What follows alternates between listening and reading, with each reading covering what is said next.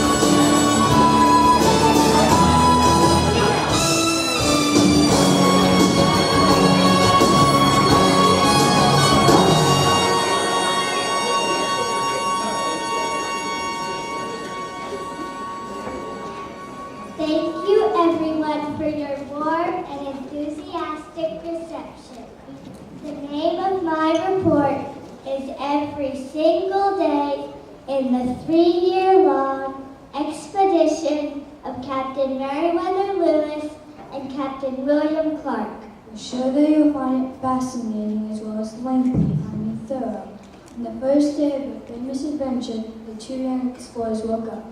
Then they washed up for breakfast. Then they ate breakfast. Then they washed the dishes. Then they went for canoe ride. Then they cooked their lunch. Then they ate their lunch. The lunch was good. It was venison, berries, potatoes. Quiet, I'm trying to do a report here. How rude! Who could this be anyway? We're back! What? What's going on here? We're back! We're back! We're back! We're back!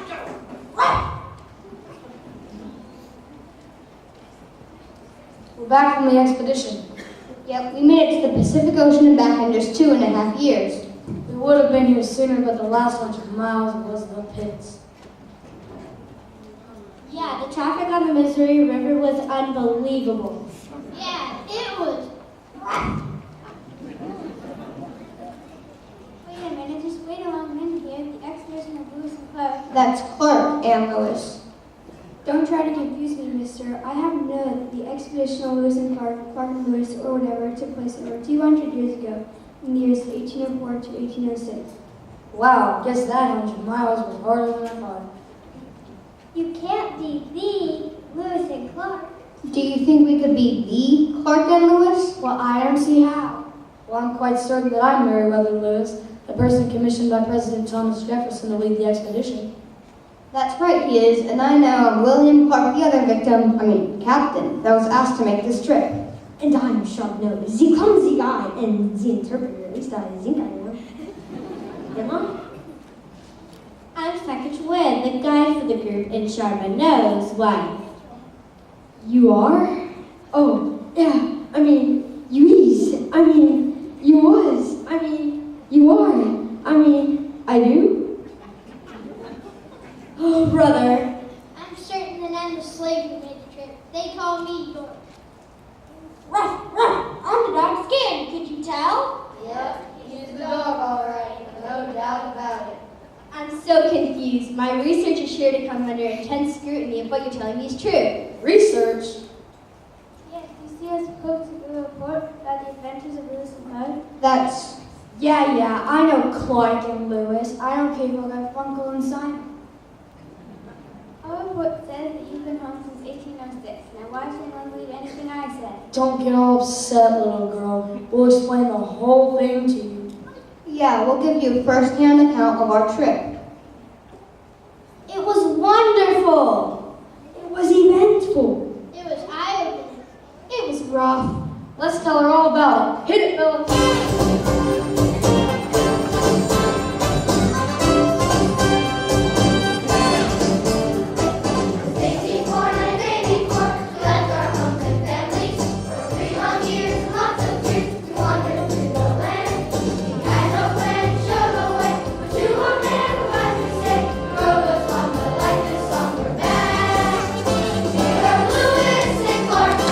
Clark and Lewis.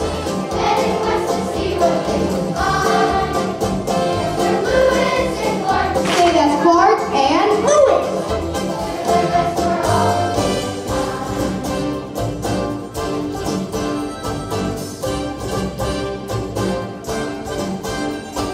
headed out of St. Louis and out the wide Missouri. Sent by Thomas Jefferson to see what they can see. Do their best to see the West. They couldn't rest. They go away for new discoveries. They were Lewis and Clark. Clark and Lewis. Headed west to see what they can find. Mr. Lewis and Clark. Clark and Lewis. Do their best for all of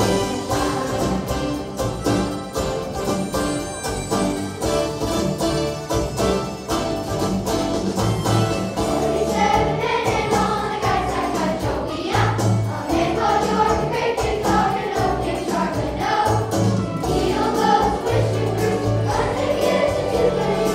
No one knew exactly where they go. They were Lewis and Clark, Clark and Lewis, heading west to see what they could find. Mr. Lewis and Clark, Clark and Lewis, did their best for all of you. Doing their best for all of you.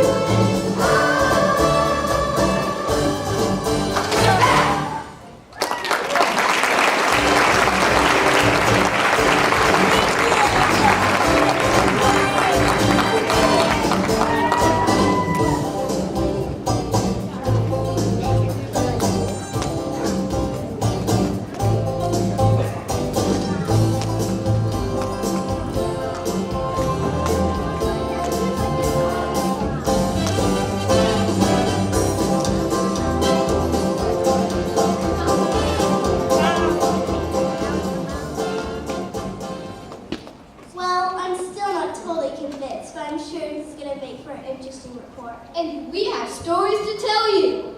Since I brought you here, I may as well check a few of my facts. Well, shoot, lady. Well, don't exactly shoot. Had quite enough of that for a while. That's for sure. Tell her how you shot Captain Lewis right in the rear because you thought he was an elk Charbonneau. Ooh, yeah, that was rough. Oh, she doesn't want to hear about that. Neither do I. Well, I don't understand why President Jefferson was so keen on having you do the report in the first place. After all, that territory wasn't even part of the census at the time, was it? No, it sure wasn't, but Jefferson had already dispatched two very capable fellows James Monroe and Robert Livingston. to France to try to buy some land from the Emperor Napoleon Bonaparte, who was in way over his head from fighting in wars all over Europe. Not that over his head was very high, but frankly, my dear, he was pretty well broke. Sounds like a good time for a deal. Look over there. We better do it. She is the guide, you know. Gentlemen, all eyes and all hopes are now fixed on you. On the event of this mission depends on the future destinies of this republic. No kidding, Mr. President. Gee, Heavy stuff, isn't it? really rough.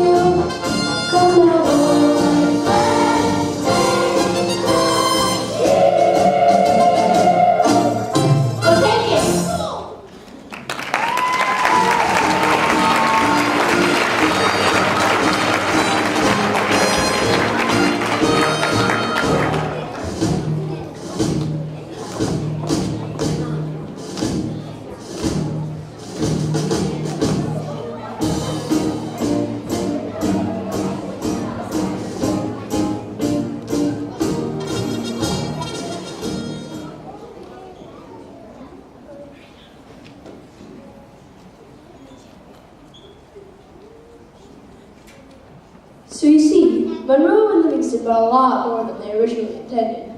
Yeah, like 860,000 square miles. Sort of the blue light special of land deals.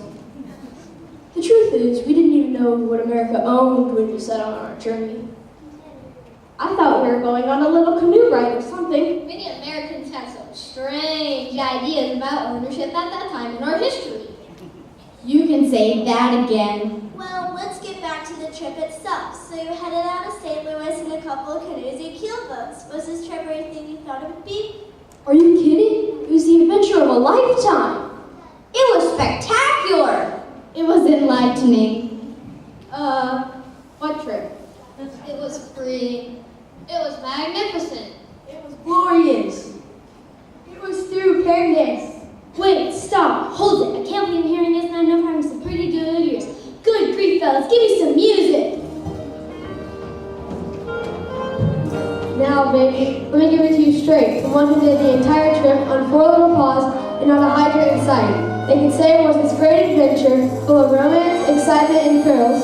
But no matter what they say, no matter how they say it, the truth of the matter is that the whole doggone trip was absolutely, positively, undeniably rough.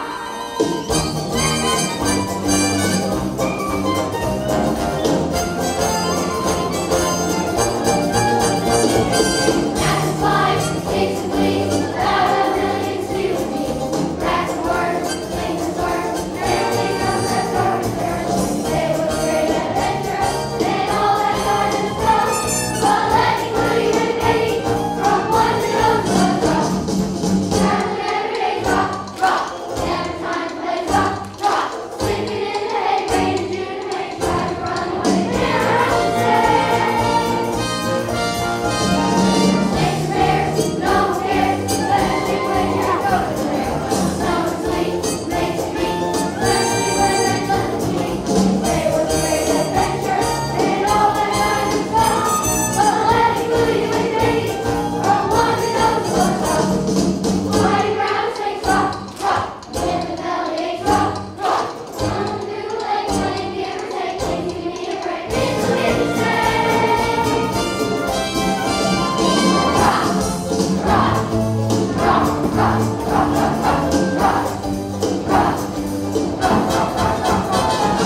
They was great adventure and all that kind of stuff. But let me clue you in, baby, from one to another was rough. They say it was a great adventure and all that kind of stuff. But let me clue you in, baby, from one who knows it was rough.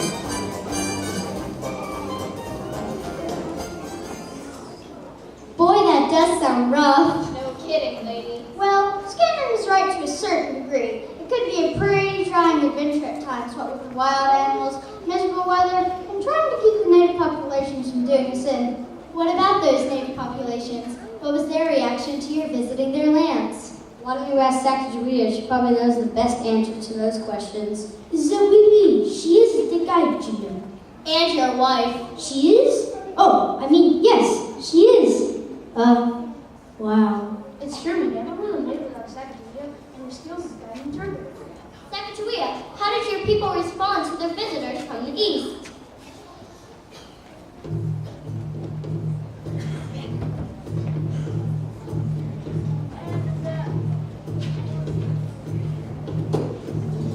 Oh, my friend, those tribes welcomed all of us with open arms. They shared with us their food, their homes, and their friendship.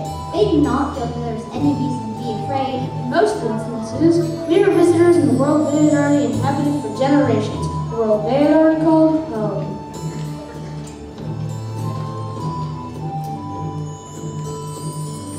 This is our home, this is our land.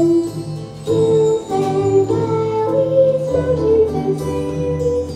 Generations lived here alone. Strangers, this is our home. This is our home. Strangers, this is our home. This is our home. Welcome, strangers, stay as our friends.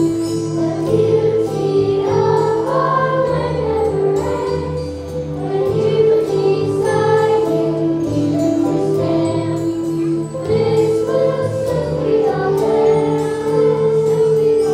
This will soon be our land. In the house of long life, there I wander. In the house of happiness, there I wander. Beauty before me, with that I wander. Beauty behind me, with that I wander. Beauty below me, with that I wander. Beauty above me, with that I wander. Beauty all around me, with that I wander. In old age travel. This is our place, this is our name. Every river, every stream, snow-capped mountains, oceans of foam. Strangers, this is our home. Strangers, this is our home.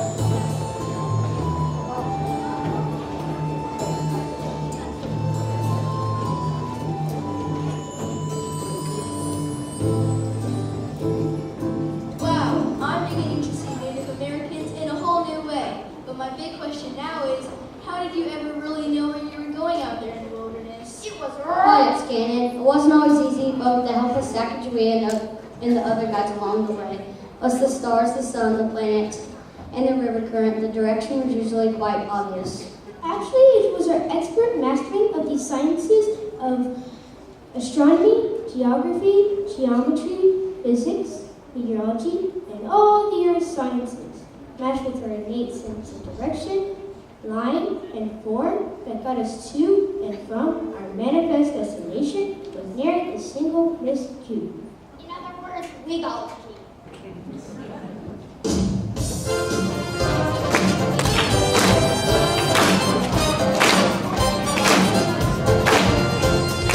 Traveling along, doing just fine. We were some kind of collection. Which way to go? Your way or mine? Try not to lose our direction. In that fork in the road, I see a friend.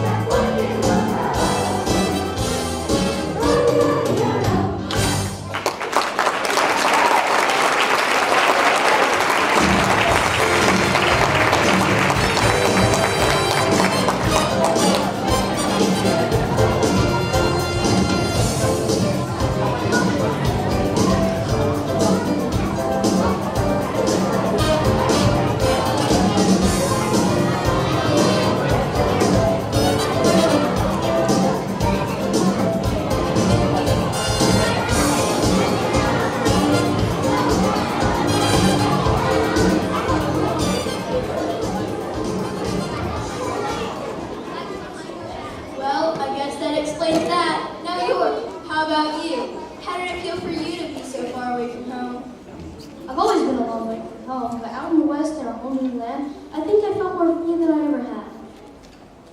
Tevaphone. What was that, Charbonneau? Tevaphone. It is a Shoshone word that means stranger. I guess we were all strangers in one form or another in that strange new land. I know. I'm strange. Tevaphone, what a beautiful word. It's funny how even in a crowd, a person can feel pretty alone.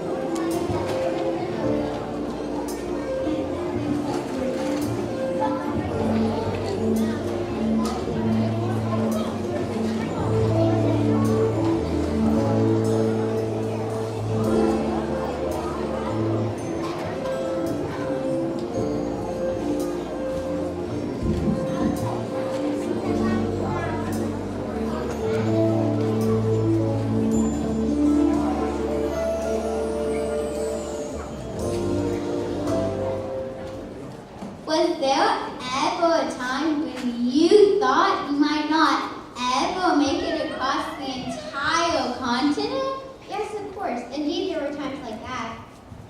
Like when we thought the Sioux were going to do us all in. Or when we nearly froze to death the winter we spent with the man dams.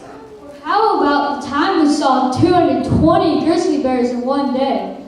That's right, one of them almost had Charbonneau for lunch. Really? That was bad, all right, but I think the worst days were spent with the Nez Perce Indians on the Columbia River. We ate nothing but salmon and dog meat for weeks on end.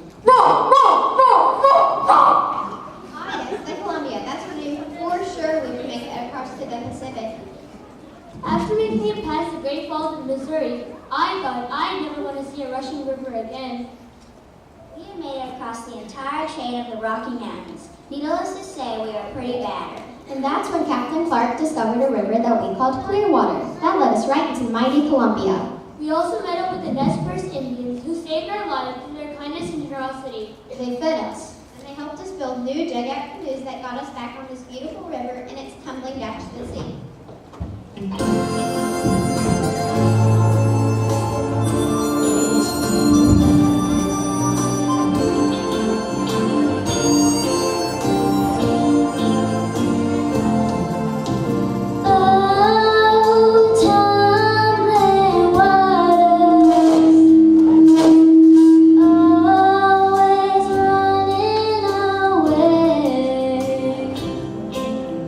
Over the hills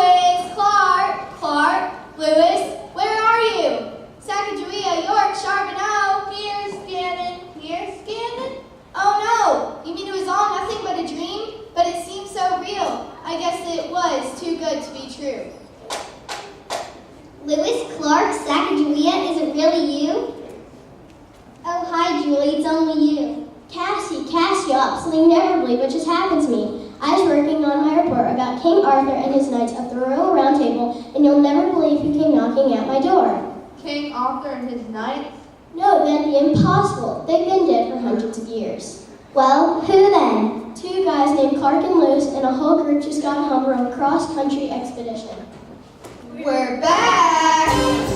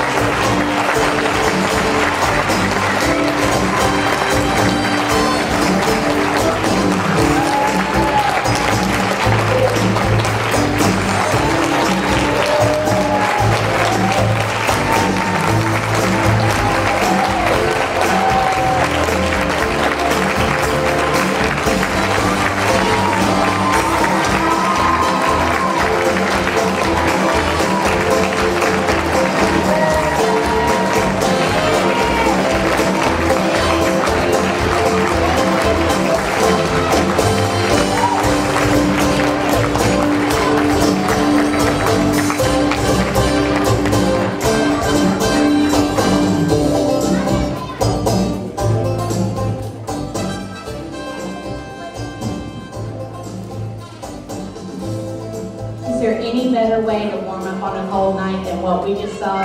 Can we get another round of applause, please?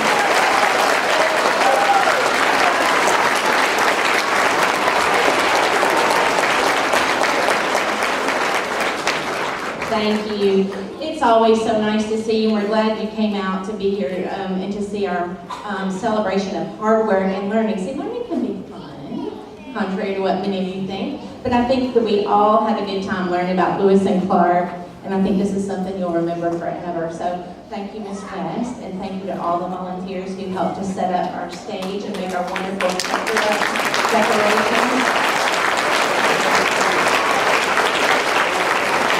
They're fabulous, and we can't do what we do here at Walnut Grove without the support of all of you, so I really genuinely thank you for all that you do for our students and in support of our fabulous teachers and what they do.